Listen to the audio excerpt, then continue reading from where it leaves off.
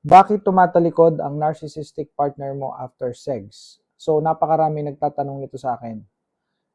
Since na-observe nila yung kanilang narcissistic partners, no, yung mga narcissistic traits, yung pagiging narcissistic nila. So, they learned, and one of these observations ay ang pagtalikod, no, sa kama. So, meaning to say, sa gabi, pagka nagse-sexy time sila, pagkatapos mag-climax, mag-ejaculate, or after ng lovemaking, biglang natalikod. As in bigla. No? So, what's the reason? Ano ibig sabihin nun? What's the meaning of that? So, ang tawag muna dyan ay immediate emotional withdrawal. From the word itself, immediate, bigla. Kaya nga, biglang talikod. So, yun ay sinyales na wini-withdraw na niya yung lambing niya, yung kanyang himas, yung kanyang haplos, yung kanyang emotional intimacy, yung pagkakalapatang loob. So, meaning to say, nilambing ka lang niya o lumapat lang yung loob niya sa'yo o nagkameron kayo ng ika nga ay fake emotional intimacy or fake emotional connection because may kailangan sa'yo. Kailangan ang katawan mo. Kailangan niyang gamitin ang katawan mo. Ito ay mababae at malalaki. Hindi lang ito sa husband. Meaning, hindi lang husband or narcissistic husband na gumagawa nito.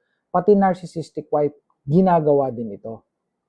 Na pagkatapos na niya na labasan or pagkatapos na matapos siya, syempre, we all know that, let's say, nagmukbang si husband down there, and then after that, no, so may nangyari, and then tapos ka na?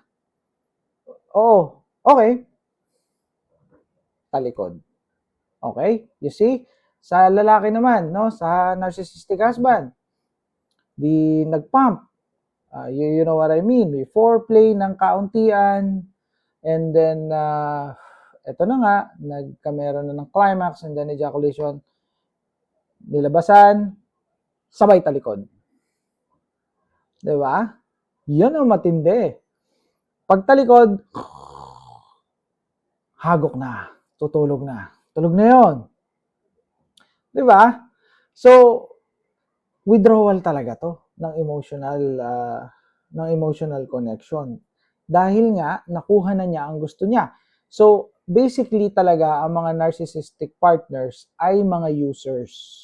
Okay? Pagkatapos nga na nilang magamit, ipapark ka muna nila sa isang tabi. Pak! It seems like you're a car, or it seems like you're an object. A car, like, sinakyan ka, pagkatapos kang gamitin, and then that's it. Park muna kita. I turned the engine off. 'Di ba? Ganun yun. Ganun yung dating ano.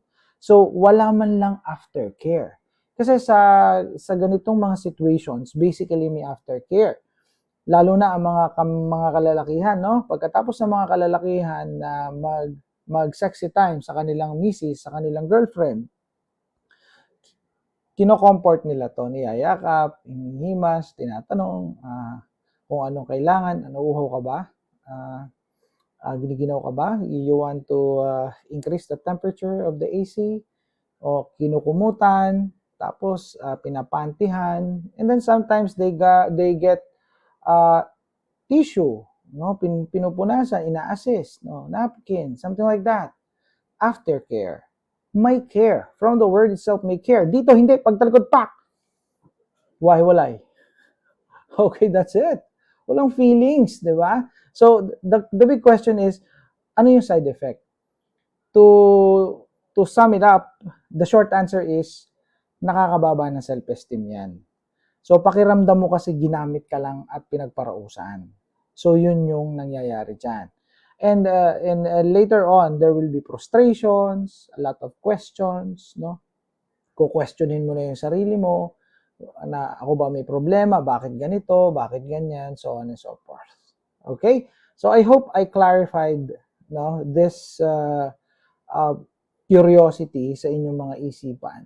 And of course, this is part of narcissistic traits or behaviors ng narcissistic partner nyo. So, don't personalize. Okay? What is my takeaway here? Do not personalize. Huwag niyong personalin yon. It's not you. It's him. It's not you. It's her. It's the narcissist.